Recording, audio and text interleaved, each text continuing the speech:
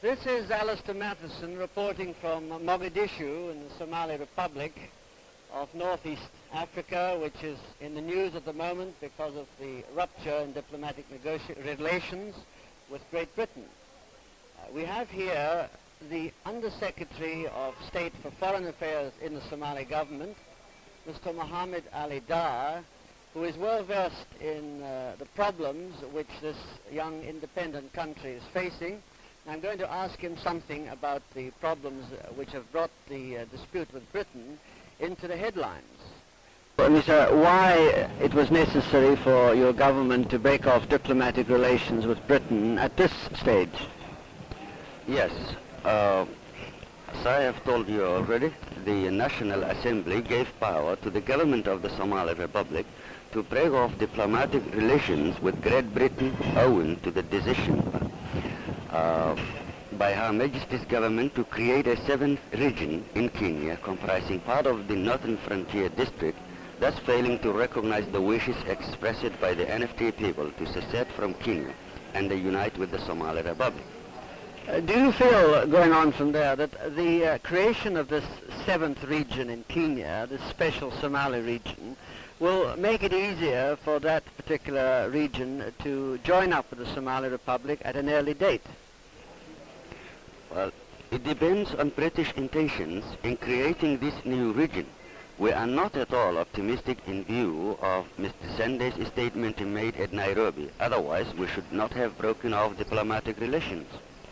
I see. Now, there is an impression in Britain that the British government might well have agreed to the Somali government's request on the NFD if only the Kenya elections could have been held first, thus avoiding upsetting the delicate negotiations between KANU and KADU that Mr. Sands was conducting in Nairobi.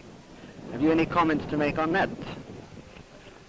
Well, I hope you are right, but it is up to us that the interests of a vast region like the NFD should be subordinated to the interests of the other Africans who have not even agreed among themselves. We have always said that this is not the intention of the Somali people and government to delay the independence of Kenya in any way. We still stand by this. Can you give me an idea, a rough estimate of how many Somalis there are living in Kenya? And going a little further from that, how many Somalis you estimate are in the region of Greater Somalia, which you have claims to, that is the region of Ethiopia and French Somaliland? Well, there are about 250,000 Somalis in NFD. Somalis living under Ethiopian rule are about 1 million, and French Somaliland contains about 100,000. I see. Once the Kenya question is settled in favor of Somalia, as it may well be in time, do you think that Ethiopia will agree to handing back the Haud and Ogaden areas, which you also claim? And if they don't agree, what measures do you feel might be necessary to force this issue to a conclusion in your favor?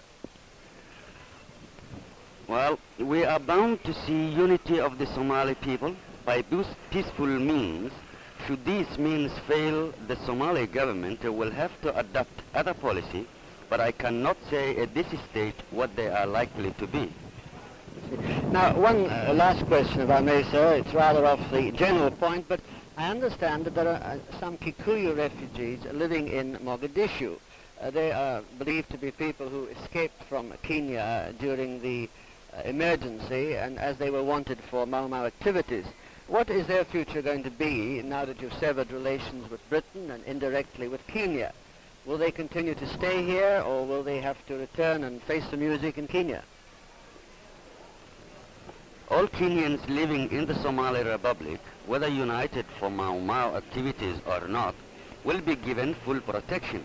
In fact, their existing status will not be changed unless they choose to do so. Thank you very much. Right.